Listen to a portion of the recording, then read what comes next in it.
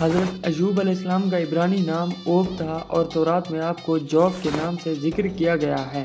آپ کی پیدائش شمالی عرب کے شہر بصرہ میں ہوئی۔ آپ کے والد کا نام اموس تھا جو حضرت اسحاق علیہ السلام کی نسل سے تھے۔ آپ کی والدہ حضرت لوط علیہ السلام کی بیٹی تھی۔ مورخین کے مطابق حضرت ایوب علیہ السلام کا زمانہ حضرت یعقوب اور حضرت موسیٰ علیہ السلام کے درمیانی عرصے کا تھا، یعنی تقریباً 1300 سے 1500 قبل مسیح کے دوران۔ اللہ تعالیٰ نے حضرت ایوب علیہ السلام کو نبوت کے منصب پر فائز کیا اور آپ اپنے قبیلے کے سردار بھی تھے۔ آپ کے پاس بے شمار مال و دولت، ہزاروں مویشی، سینکڑوں خادم اور کئی باغات و کھیت تھے۔ آپ سخی اور فیاض تھے۔ محتاجوں کی مدد کرنا، غریبوں کو کھانا کھلانا اور مظلوموں کی داد رسی کرنا اور یتیموں اور بیواؤں کا سہارا بننا آپ کی عادت تھی۔ آپ کا ذکر تورات میں ایک جگہ موجود ہے۔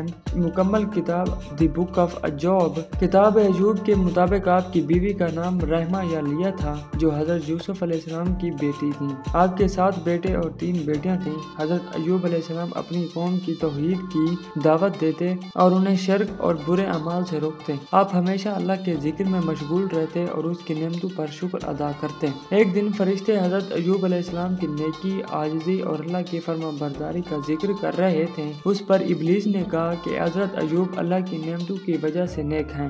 اگر اللہ ان پر آزمائش بھیجے تو وہ شکر گزار نہیں رہیں گے۔ اللہ نے حضرت ایوب علیہ السلام کو آزمائش میں ڈالنے کا حکم دیا۔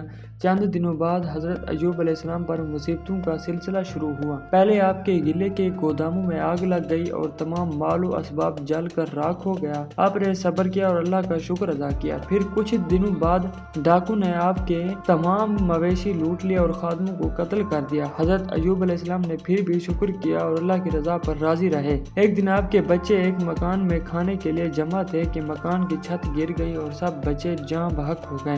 حضرت ایوب علیہ السلام کے پاس نہ مال رہا، نہ مویشی، نہ گھر اور نہ اولاد، مگر آپ کی پیشانی پر شکن تک نہ آئی۔ لوگوں نے آ کر آپ کی حالت پر گریہ کیا، لیکن آپ نے فرمایا کہ میں برہنہ دنیا میں آیا تھا اور برہنہ ہی واپس جاؤں گا۔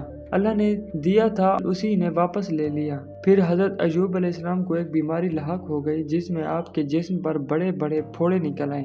آپ کا جسم زخموں سے بھر گیا۔ عزیز و اقارب آپ سے دور ہو گئے، مگر آپ کی بیوی آپ کے ساتھ رہیں اور آپ کی خدمت میں کوئی کسر نہ چھوڑی۔ وہ محنت مزدوری کر کے گھر کا خرچ چلاتی رہیں۔ ایک دن شیطان طبیعت کے بھیس میں آپ کی بیوی کے پاس آیا اور کہا کہ اگر آپ کا شوہر میری بات مان لے تو میں انہیں شفا دے دوں گا۔ آپ کی بیوی نے حضرت ایوب علیہ السلام کو یہ بات بتائی تو آپ نے فرمایا وہ شیطان تھا۔ آپ نے قسم کھائی کہ اگر اللہ مجھے صحت دے تو میں تجھے 100 کوڑے ماروں گا۔ حضرت ایوب علیہ السلام نے اس بیماری میں میری اللہ سے کوئی شکوہ نہ کیا۔ جب تکلیف حد سے بڑھ گئی تو آپ نے اللہ سے دعا کی، اے میرے رب، مجھے بیماری نے گھیر لیا ہے اور تو سب سے زیادہ رحم کرنے والا ہے۔ اللہ تعالیٰ نے حضرت ایوب علیہ السلام کی دعا قبول کی اور اللہ نے فرمایا اپنا پاؤں زمین پر مارو، یہ پانی ٹھنڈا ہے اور پینے کے لیے ہے۔ حضرت ایوب علیہ السلام نے پانی سے غسل کیا تو آپ کے تمام زخم ٹھیک ہو گئے۔ اللہ تعالیٰ نے آپ کو جوانی کی طاقت واپس لوٹا دی۔ جب آپ کی بیوی واپس آئیں تو وہ آپ کو پہچان نہ سکیں۔